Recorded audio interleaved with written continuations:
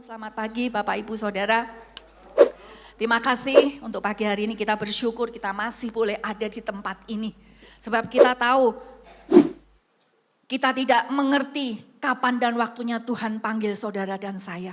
Tiba-tiba kita mendengar orang-orang yang dekat dengan kita ya sudah dipanggil Tuhan dengan begitu cepat. Dan inilah yang membuat kita terus membuat harus berjuang untuk terus memberikan hidup yang terbaik buat Tuhan.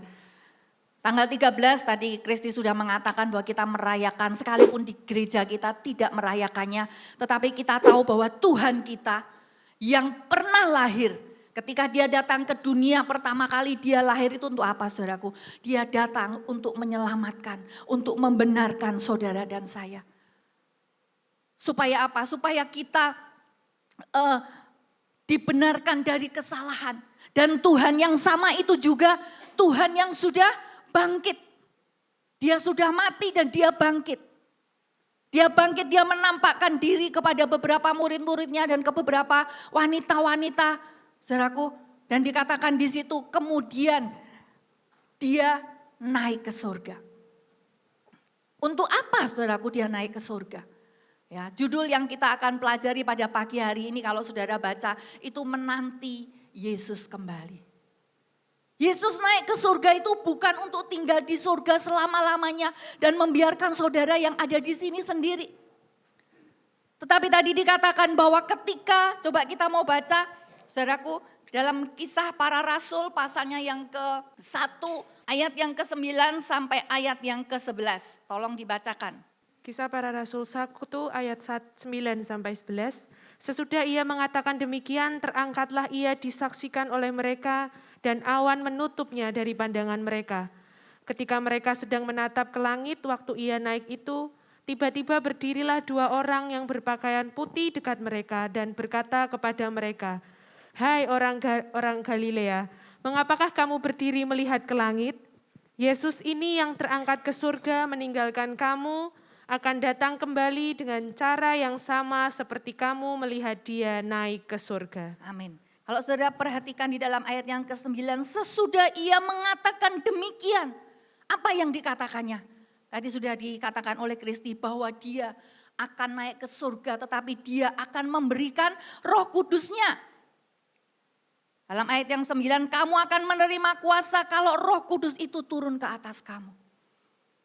Jadi setiap kita diberi kuasa yaitu melalui Roh Kudus Tuhan yang ada di dalam hidup saudara dan saya. Nah kita tahu bahwa Tuhan ketika dia naik ke surga tadi saya katakan dia tidak tinggal di sana selama-lamanya. Tetapi dia berkata di dalam ayat yang ke-11, sebagaimana engkau melihat dia pergi ke surga meninggalkan saudara dan saya. Dikatakan dia akan datang kembali. Sebab itu di antara sekarang dia naik ke surga, dia berjanji dia akan datang. Kapan saudaraku?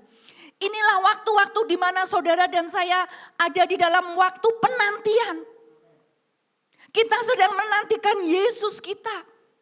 Dia berjanji dia akan datang. Dia akan menjemput saudara dan saya. Dia akan menjemput orang-orang yang percaya. Untuk apa? Untuk menjadi mempelainya. Untuk menjadi pengantinnya. Ya, coba kita baca di dalam tujuan kita pada pagi hari ini dikatakan tujuan firman Tuhan pada pagi hari ini kita berharap di dalam iman bahwa ia yang telah naik ke surga sudah menyediakan tempat bagi kita dan akan datang kembali untuk menjemput gerejanya. Dalam kurung saudara perhatikan semua orang percaya yang sungguh-sungguh untuk tinggal bersama dia selama-lamanya. Dia akan pergi ke rumah Bapa, dia menyediakan tempat di sana. Kepada siapa? Kepada orang yang percaya. Orang percaya yang bagaimana? Kalau percaya aja gampang saudaraku. Saudara percaya? Percaya. Saya percaya? Percaya. Tapi saudara perhatikan. Orang percaya bukan orang yang sekedar berkata dengan mulutnya, aku percaya bahwa Yesus itu sudah lahir menyelamatkan saya. Tetapi kenapa dikatakan harus orang yang percaya sungguh-sungguh? Sungguh-sungguh itu berarti beneran. Tidak berpura-pura. Tidak munafik. Merekalah nanti yang akan dibawa oleh Tuhan ketika Tuhan datang. Dikatakan kita akan tinggal bersama dengan Dia selama-lamanya. Iman itu harus iman yang bagaimana, saudaraku? Oh, saya orang beriman, saya orang Kristen, saya orang percaya. Tetapi yang dikatakan di sini adalah iman yang harus ada perubahan di dalam hidup. Kalau saudara berkata, aku orang beriman, aku orang percaya, aku orang Kristen, tapi tidak ada buktinya.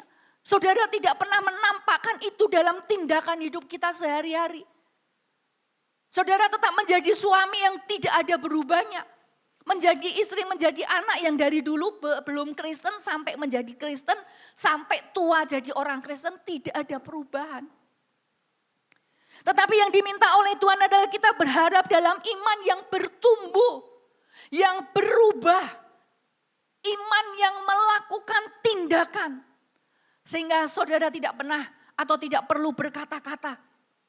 Orang lain sudah akan melihat dan percaya. Oh, memang benar. Dia dulu tetangga saya yang ABC. Ya, tetapi sekarang aku melihat dengan mata kepalaku sendiri. Bahwa sekarang dia itu berubah. Orang harus sampai berkata begitu, saudaraku. Kalau dari dulu saudara belum Kristen sampai sekarang saudara sudah tua jadi orang Kristen. Tapi orang yang dekat dengan saudara pun tidak pernah melihat perubahan di dalam hidup saudara dan saya. Saya berkata dan firman Tuhan berkata, engkau bukan punya iman yang sungguh-sungguh. Dan orang yang demikian dikatakan engkau tidak akan pernah dapat tinggal bersama-sama dengan Tuhan Yesus di surga. Dikatakan dia akan datang kembali. Kalau saudara baca di dalam Yohanes, saya tidak akan bacakan itu. Kalau saudara di dalam kitab Yohanes mengatakan ketika dia naik surga Tuhan berkata supaya kita semua akan tinggal bersama-sama dengan dia selama-lamanya.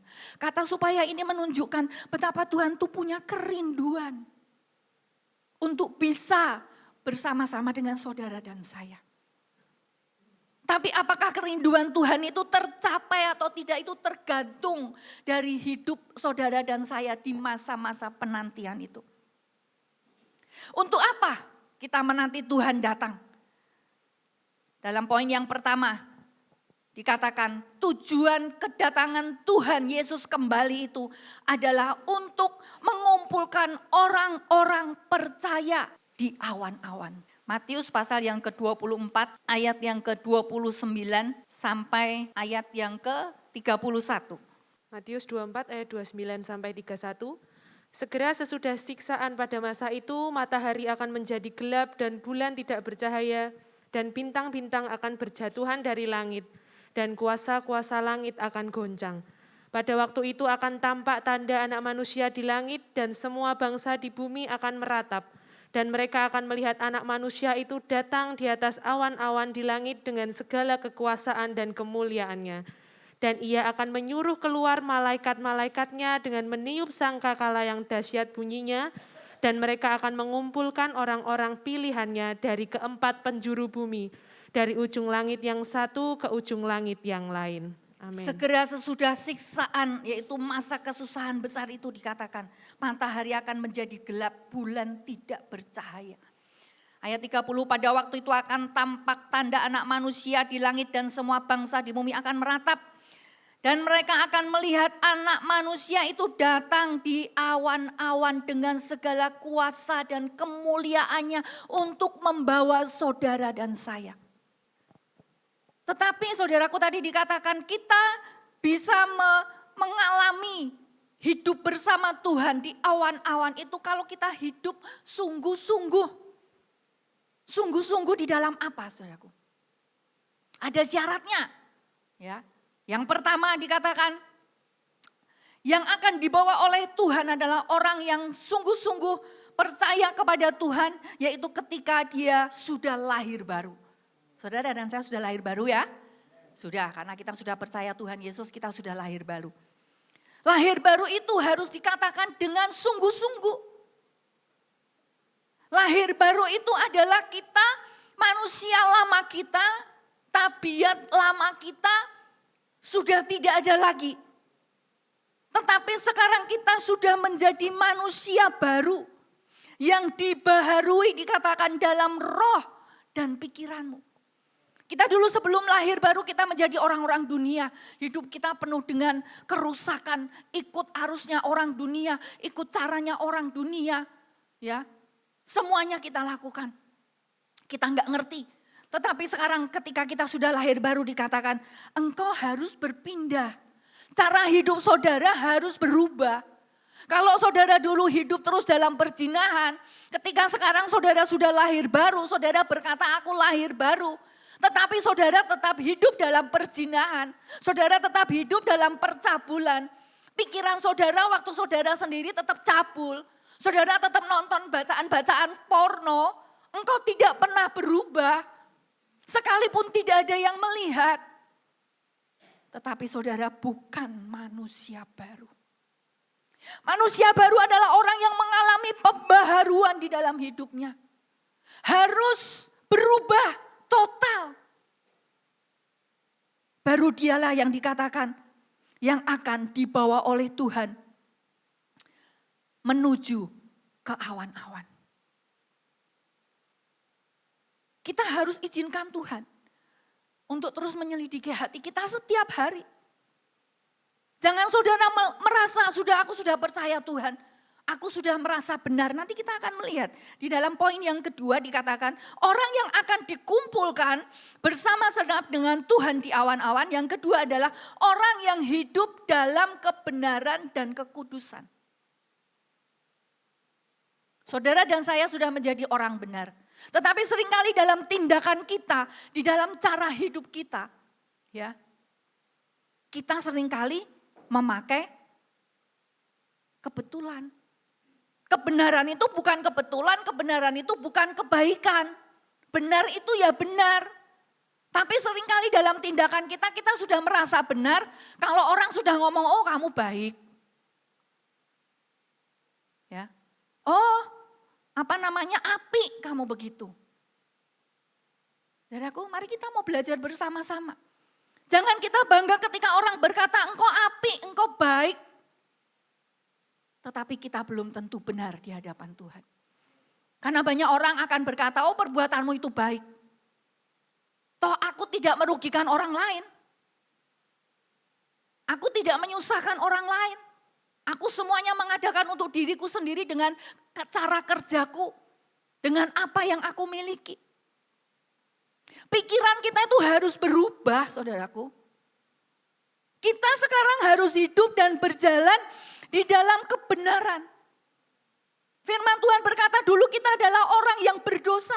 Tidak ada satupun yang benar. Kita semua rusak. Pikiran kita, cara hidup kita, perkataan kita, keinginan kita itu rusak, jorok, kotor. Mungkin orang lain gak melihat, saudaraku. Tapi saya percaya kalau kita punya Roh Kudus Tuhan yang dikatakan aku tinggalkan itu. Dan aku akan naik ke surga. Kita harus menjadi anak-anak Tuhan yang hidup di dalam kebenaran. Ketika kita percaya Tuhan mengatakan, engkau aku beri pakaian keselamatan. Tetapi di dalam cara hidup kita, saudaraku, Tuhan berkata, aku mengenakan engkau jubah kebenaran. Jubah itu harus kita pakai. Seperti saya memakai pakaian ini loh, saudaraku. Tadi saya sempat ketika mau berangkat ke gereja, saya tidak memakai baju ini. Bukan berarti baju saya enggak apik. Ya, baju saya bagus. Itu berkat dari anak mantu saya. Harganya cukup mahal, saudaraku. Saya sudah pakai. Dari saya beberapa jam sebelum berangkat saya sudah pakai.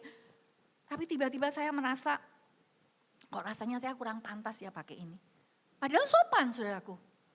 Tapi hati saya berkata, coba kamu ganti. Ya, dan saya mengenakan baju yang sekarang ini. Ya. Nah seringkali saudaraku, kita tidak bisa menempatkan diri kita. Waktu kita berhadapan dengan Tuhan, waktu kita ada di mana, saudaraku, kita harus menjadi orang-orang yang hidup punya kebenaran berbeda dengan orang yang lain. Tuhan bilang ya, kalau saudara nanti baca di dalam Yesaya 61 ayat 10 dikatakan di situ, ia mengenakan pakaian keselamatan dan kita ini diselubungi jubah kebenaran. Jubah kebenaran itu bisa kita pakai selalu, saudaraku. Ya, waktu kita dengar firman Tuhan. Firman Tuhan itu yang menjadi kebenaran dan itu harus kita kenakan. Kalau orang tidak melihat itu di dalam hidup kita, berarti saudara belum punya kebenaran. Jangan tanggalkan kebenaran itu. Kalau saudara tanggalkan kebenaran itu dari hidup kita, ya kita tidak menggunakan kebenaran. Kalau kita mau belajar tentang kebenaran, banyak hal yang harus kita pelajari, saudaraku. Kemarin saya berbicara dengan beberapa pelayan Tuhan di tempat ini. Karena saya ingin men-sharingkan beban saya. Memang dia berkata, tante jangan ngurusin baju apa yang kelihatan, benar. Memang Tuhan berkata perhiasan batinia yang ada di dalam kita, roh kelemah lembutan, roh kemurahan, roh kesabaran itu penting. Tetapi baju itu juga penting saya bilang. Kalau saudara tidak percaya di dalam perjanjian lama, ya, ketika imam-imam besar mau masuk di dalam ruangan Maha Kudus, Tuhan bilang apa? Para imam ini harus memakai pakaian lenan yang halus. Lenan ini dibuat dari tumbuh-tumbuhan. Kain lenan itu halus, mahal harganya, bagus. Itu Tuhan berkata. Jadi kalau imam itu mau masuk ke ruang Maha Kudus, di sana dulu ketemu dengan Tuhan, dia tidak boleh memakai pakaian sembarangan. Dia tidak boleh pakai pakaian compang-camping yang seenaknya, enggak boleh. Saudara mengerti ini? Jadi saya enggak suka dengan orang berkata yang penting hatiku, betul. Karena Tuhan melihat hati. Tapi kita juga harus bisa menampilkan diri kita apa yang dinampak oleh mata jasmani kita. Itu juga harus menunjukkan kebenaran. Amin. Mari kita terus menimbang di dalam kehidupan kita. Pantes enggak tahu saudaraku? Ya. Dulu Pak Abraham ini kalau dia cerita dengan saya dan anak-anak, dia bilang Papa tuh dulu cuma punya baju gereja satu. Ya itu. Ya. Pak Abraham tuh mungkin waktu kecil karena enggak banyak baju, jadi dia ini baju sekolah. Karena kalau baju sekolah dipakai sehari-hari, dipakai untuk ke gereja tuh sudah kotor, sudah belel gitu ya saudaraku ya. Jadi dia selalu mengkhususkan baju gereja itu ini sampai sekarang saudaraku. Dia jarang pakai baju gereja dipakai untuk jalan-jalan gitu ya, jarang. Jadi dia bisa memilih, oh ini baju rumah, ini baju jalan-jalan, ini baju ke mall, ini baju ke pantai, begitu saudaraku ya. Kita juga harus begitu. Kita juga harus bisa memberikan yang terbaik buat Tuhan dalam penampilan kita. Kemarin saya ngomong dengan anak-anak, kita ini jadi pelayan-pelayan Tuhan, jangan membawa apa yang di luar dunia, saudara bawa ke gereja, terbalik. Apa yang kita mengerti tentang firman Tuhan, itu yang harus kita bawa keluar. Kepada saudara kita, teman kita, tetangga kita yang tidak mengerti atau belum mengerti. Sekarang kita hidup di gereja semuanya rapi. Waktu kita di rumah kita hidup sembarangan, gimana kita menjadi contoh? Dia akan berkata, loh dia aja orang Kristen begitu. Wong istri saya aja setiap hari baca firman tapi enggak ada berubahnya. Lalu bagaimana kita akan menampilkan Kristus di dalam kehidupan kita, saudaraku? Enggak mungkin. Saya harap kita semua paham. Kalau saudara mau berubah itu harus sungguh-sungguh, jangan setengah-setengah. Mungkin memang kita tidak bisa langsung berubah, saudaraku. Tapi paling tidak saudara punya kerinduan, punya niat, punya pengertian bahwa aku harus berubah. Aku harus berubah itu bukan menurut kebenaranku. Karena apa yang jadi kebenaran kita belum tentu jadi kebenaran Tuhan. Jadi kebaikan orang mungkin. Lalu poin yang ketiga. Orang yang akan layak dibawa oleh Tuhan masuk ke awan-awan adalah poin yang ketiga, harus cocok dengan karakter Kristus. Apa yang saudara tahu tentang karakter Kristus waktu saudara ngomong Tuhan Yesus? Apa saudaraku? Apanya? Karakter Tuhan itu seperti apa? Karena karakter itu banyak sekali saudaraku. Tabiat, sifat, ya kadang-kadang kita ngomong, memang karakternya sudah begitu. Memang wataknya sudah begitu. Sebab itu orang dunia itu selalu mengatakan apa? Nek watuk bisa diobati. Ada Panadol, ada fix apalah, ada Bisolvon saya minum, itu bisa diobati. Tapi kalau watak, katanya enggak bisa. Saudara percaya apa enggak? Watak itu bisa dirubah. Tergantung saudara dan saya mau apa tidak. Apa yang tidak bisa Tuhan rubah dalam kehidupan saudara dan saya bisa. Tapi seringkali kita enggak mau. Itu bedanya saudaraku. Jadi watak kita, karakter kita itu juga harus berubah. Tuhan punya watak yang paling kental itu dia adalah kasih. Dia tuh selalu benar, gak ada kesalahan. Bahkan ketika dia mengalami penderitaan pun dia tidak bersalah. Tuhan juga adalah lambang dari kekudusan. Tetapi saya kemarin membaca artikel, Tuhan tuh punya karakter ketika dia jadi manusia. Ya, ternyata tuh Tuhan kita tuh waktu jadi manusia, dia tuh punya karakter yang tegas juga.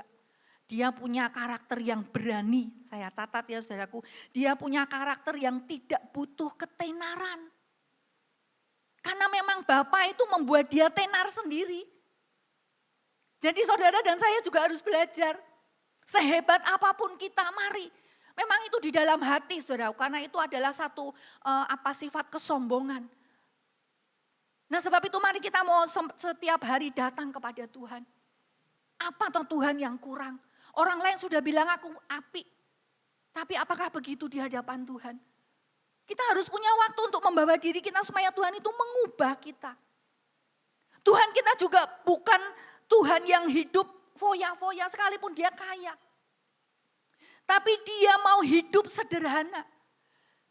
Kalau saya berkata ini saya ingat anak saya waktu pertama kali dia di gereja masih lama ya saudaraku. Atau malah di seteran saya lupa. Dia pernah berkata, saudara tahu, bukankah Tuhan kita itu Tuhan yang sederhana? Sebab itu ketika dia bilang, dia adalah raja, dia adalah Mesias. Orang bilang, dia kan anak tukang kayu. Bapaknya setiap kali masak kayu. Biasanya orang tukang kayu tuh bukan orang yang kaya. Tapi kalau sekarang ya orang tukang kayu yang punya pabrik mebel ya pasti kaya ya saudaraku ya. Tapi di zaman itu tukang kayu itu orang yang hidupnya sangat sederhana. Saudara melihat Yusuf dan Maria, bahkan untuk menjadikan tempat melahirkan Yesus saja enggak punya. Ditolak di sana sini. Bukankah dia itu hidup yang sangat sederhana? Tapi kita melihat Yesus tidak pernah memberontak. Tuhan tidak pernah mengeluh kepada Bapaknya. Kok Tuhan lahirkan aku cuma jadi anak seorang tukang kayu toh Tuhan? Jadi pola hidup sederhana itu adalah satu pola hidup yang Tuhan kehendaki. Yang sama seperti Tuhan hidup pada masa itu. Ya. Dia juga Tuhan yang punya karakter, yang punya sifat selalu bersyukur. Dia adalah manusia Tuhan yang puas dengan apa yang dia miliki. Tapi kita seringkali jadi manusia yang tidak pernah puas. Dan untuk mencapai kepuasan itu seringkali kita melakukan hal-hal yang tidak benar. Yang tidak sesuai dengan kebenaran Tuhan, tapi kita benar-benarkan sendiri. Kan masih manusia toh Bu. Kan aku butuh toh Bu, benar. Tetapi kita harus masing-masing, saya tahu saudara ketika Tuhan memberikan mengizinkan kita ada dalam satu masalah, ada dalam satu kondisi yang sulit. Ya, itu memang Tuhan pasti akan menolong saudara dan saya. Itu disitu karena Tuhan pasti punya tujuan yang luar biasa. Yang akan saudara dan saya mengerti masing-masing. Karena kadang-kadang orang tidak akan mengerti. Makanya seringkali saudara ngomong, Bu Abraham tuh kan tidak tahu. Begini-begini, ya memang saya nggak tahu. Ya. Tetapi saya tahu atau tidak tahu dikatakan kita harus hidup sesuai dengan karakter Kristus. Itu harus melekat dan saya katakan tidak ada karakter kita yang tidak bisa dirubah. Tidak ada watak dari manusia yang tidak bisa dirubah. Bisa. Dalam poin yang kedua, saudaraku. Lalu bagaimana cara Tuhan datang? Dia berkata, aku akan datang kembali di awan-awan. Membawa orang-orang yang sungguh-sungguh percaya. Orang yang sungguh-sungguh lahir baru. Orang yang sungguh-sungguh hidup dalam kebenaran dan punya karakter Kristus. Dikatakan Tuhan datang itu, saudaraku, seperti pencuri. Di dalam 1 Tesalonika, pasalnya yang kelima, ayat yang kedua. Karena kamu sendiri tahu benar-benar bahwa hari Tuhan datang seperti pencuri pada malam. 3. Apabila mereka mengatakan semuanya damai dan aman, maka tiba-tiba mereka ditimpa oleh kebinasaan seperti seorang perempuan yang hamil ditimpa oleh sakit bersalin. Mereka pasti tidak akan luput. Saudaraku, dikatakan Tuhan itu akan datang seperti pencuri. Oh, pencuri yang datang itu pasti pencuri yang datang pada malam hari, dia tidak mungkin WA dulu. Ya, dia WA nanti aku jam 12.15, aku akan ke rumahmu.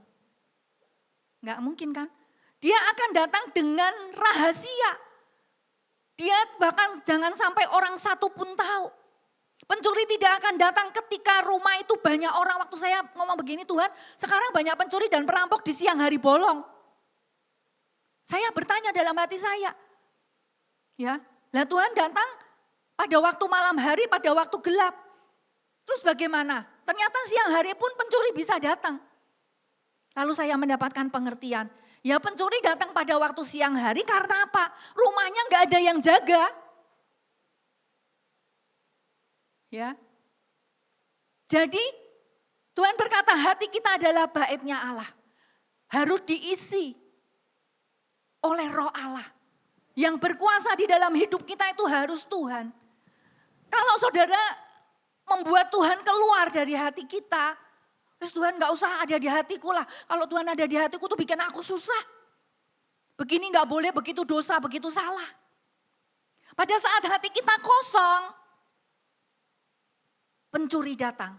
Dia berkata dia akan datang ketika semuanya damai dan aman. Beberapa waktu yang lalu kita diributkan dengan corona, COVID-19, virus ini, virus itu. Caranya menular begini itu memang benar. Sebab itu kenapa saudara harus memakai masker. Jangan cuma waktu di gereja. Di rumah saudara juga harus pakai masker. Di rumah saudara harus sering-sering cuci tangan. Karena memang virus itu ada. Ya. Nah, hidup kita harus juga terus kita jaga. Jangan saudara berpikir, wah sekarang sudah aman. Ya. Tapi tiba-tiba Tuhan itu datang. Banyak orang terlena. Ah, santailah, ternyata Tuhan gak datang-datang. Ya. Tapi ingat saudara, di masa-masa ini dikatakan akan ada satu masa antara ketaikan Tuhan dan kedatangannya. Akan banyak penyesat-penyesat. Kalau saudara baca firman ini Tuhan datang seperti pencuri. Yang seorang pun tidak tahu. Yang ketika orang merasa aman, lagi terlena ya saudaraku. Ya. Dan tiba-tiba dia datang. Nah saudaraku, kita harus siap. Dengan cara apa saudaraku? Yang pertama dikatakan, kita tidak hidup di dalam kegelapan. Dalam Tesalonika ya dikatakan, tetapi kamu saudara-saudara, kamu tidak hidup di dalam kegelapan sehingga itu tiba-tiba mendatangi kamu seperti pencuri. Sehingga hari itu ya, karena kamu semua adalah anak-anak terang. Kita tidak boleh hidup di dalam kegelapan. Saya tidak akan panjang lebarkan kegelapan itu yang seperti apa. Kegelapan itu membuat kita nabrak sana, nabrak sini. Kegelapan itu membuat kita tidak ngerti dia itu Pak Abraham suami saya atau siapa yang saya pegang. Kegelapan itu membuat kita nggak ngerti ini barangnya orang atau barangnya saya. Itu membuat kita tidak mengerti. Dan kegelapan itu membuat kita seringkali jatuh. Saya pernah saksikan kepada saudara di rumah saya waktu saya mati, saya mau naik ambil emergency. Jatuh saudara. Betis saya, tulang kering saya tuh kena tangga. Karena apa? Gelap. Ya.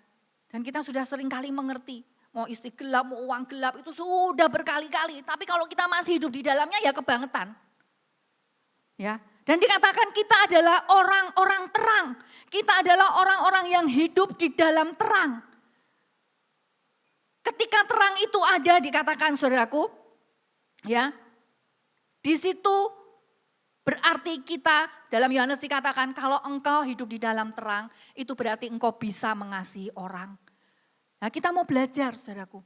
Hilangkan segala kebencian di dalam hati kita. Hilangkan segala kepahitan di dalam kehidupan kita. Dan dikatakan kalau ada terang itu tidak akan ada penyesat. Kadang-kadang penyesat itu bukan datang dari orang lain saudaraku. Tapi diri kita tuh seringkali membuat kita tersesat.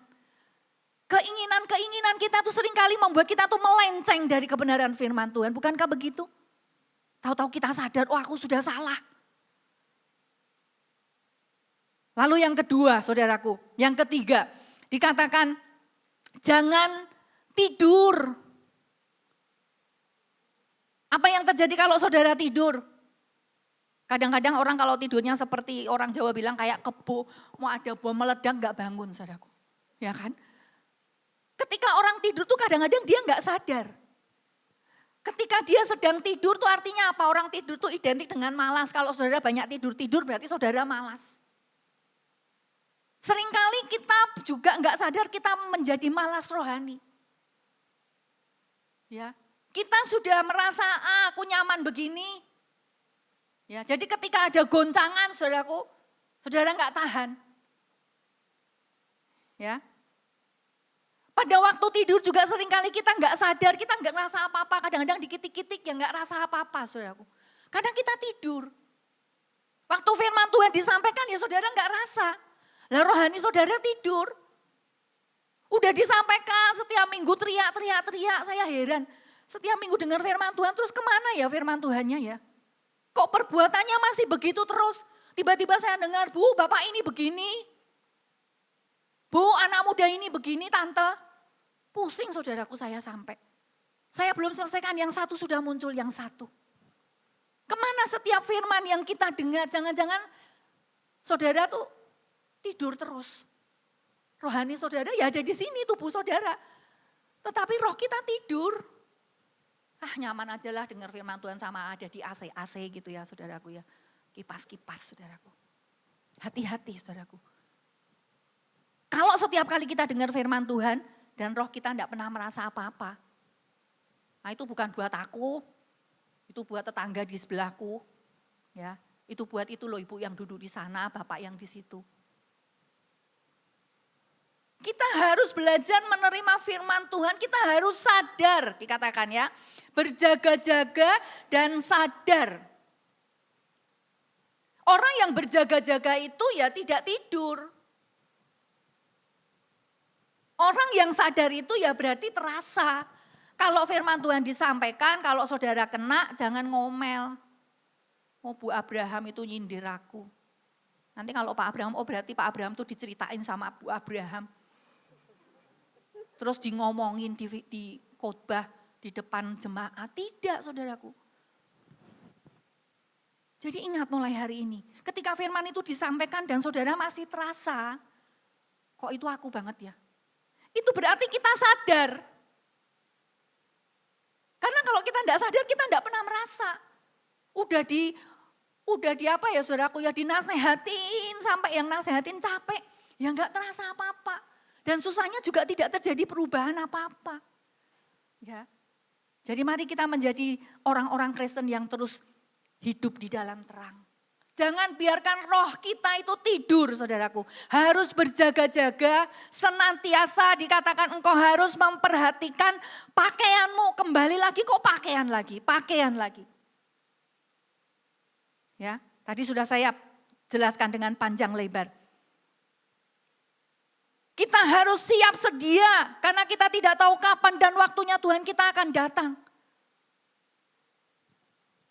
Dalam poin yang ketiga dikatakan, lalu apa keuntungan kedatangannya kembali? Yang pertama bagi orang-orang yang lahir baru, bagi orang yang hidup berjaga-jaga, bagi orang yang punya karakter Kristus, dikatakan saudaraku, dialah yang mendapat keuntungan.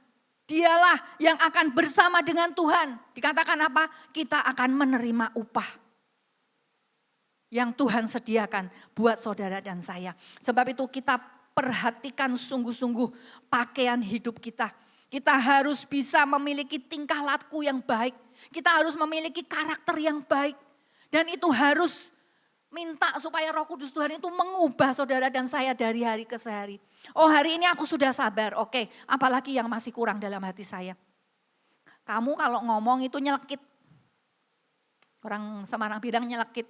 Kadang-kadang kita nggak sadar perkataan kita itu sudah menyinggung orang lain. Perbaiki. Ya ayo perbaiki. Jangan jadi istri yang terlalu cerewet. Ya harus perbaiki. Satu-satu saudaraku, kadang-kadang memang tidak semua. Ya, tapi kita harus belajar untuk terus memperbaiki supaya dikatakan kita bisa mendapat upah ketika Tuhan datang kembali menjemput saudara dan saya, kita akan menerima upah. Lalu yang kedua, bagi yang tertinggal, saudaraku kalau saudara baca di kitab Matius tadi, pada waktu itu akan tampak tanda anak manusia di langit dan semua bangsa di bumi akan meratap. Saudaraku, saya sedang membayangkan waktu itu waktu Tuhan datang, ya banyak orang akan meratap. Meratap itu enggak cuma nangis saudaraku. Saya enggak tahu, saya mencoba mengingat-ingat kapan ya saya meratap ya. Meratap itu adalah kesedihan yang sedemikian rupa. Penyesalan yang sudah tidak bisa kita balik waktu lagi. Mereka meratap dengan begitu sedih, Tuhan tolong aku. Di dalam kitab Sakaria mengatakan mereka berseru-seru. Itu bukan cuma satu orang saudaraku. Berjuta-juta orang di seluruh dunia pada waktu Tuhan datang dan kita tidak kedapatan masuk di dalam bilangan orang-orang yang akan dibawa Tuhan ke awan-awan. Saudaraku, itu wah suaranya sudah saya nggak akan tahu. Semua nangis, semua teriak, semua merintih, semua meratap, Tuhan ampuni aku. Tapi sudah tidak ada pengampunan. Saudara bisa membayangkan ini. Saudara mau ada di dalam situasi yang seperti itu. Kalau kita ada di dunia aja seringkali kita meratap. Aduh sedihnya bukan main, tidak ada orang yang mengerti kita. Gak ada orang yang bisa menghibur kita. Tapi waktu itu sungguh kalau saudara dapat membayangkan, saya membayangkan waktu itu menjadi waktu yang begitu sangat menakutkan. Bahkan dikatakan dalam kitab Sakaria, orang itu menyesal meratapi dirinya sendiri. Dia sudah tidak punya kesempatan meratapi anaknya, suaminya, tetangganya, kekasihnya. Enggak sempat saudaraku. Meratapi dirinya sendiri aja enggak mampu. Dengan cara apa dia Tuhan. Saya tidak mau masuk di situ. Saudara juga harus berkata, Tuhan aku tidak mau masuk dalam masa aniaya itu. Aku mau masuk di dalam bilangan orang-orang yang terangkat bersama dengan Engkau di awan-awan. Amin. Saudara harus aminkan ini. Sekalipun kita punya kelemahan, saya juga banyak kelemahan, tapi saya enggak peduli. Saya mau ke sana Tuhan. Itu yang harus menjadi kerinduan saudara dan saya. Mari kita mau bangkit berdiri. Di dalam poin yang keempat saudaraku, kita mau bangkit berdiri bersama-sama. Kita mau datang kepada Tuhan. Saya mau katakan, ketika Tuhan datang kembali nanti, ketika dia berkata, aku akan membawa orang-orang salehku. Aku akan memberi upah kepada mereka. Aku akan mengangkat saudara dan saya di awan-awan. Dan suatu kali nanti Tuhan berkata, aku akan memerintah bersama dengan Tuhan. Dan dikatakan Yesus datang itu untuk bersekutu dengan kita. Dia membawa saudara dan saya itu adalah kerinduannya. Dikatakan tadi aku pergi ke surga supaya semua orang yang percaya kepadaku akan tinggal bersama dengan aku selama-lamanya. Shalom, shalom.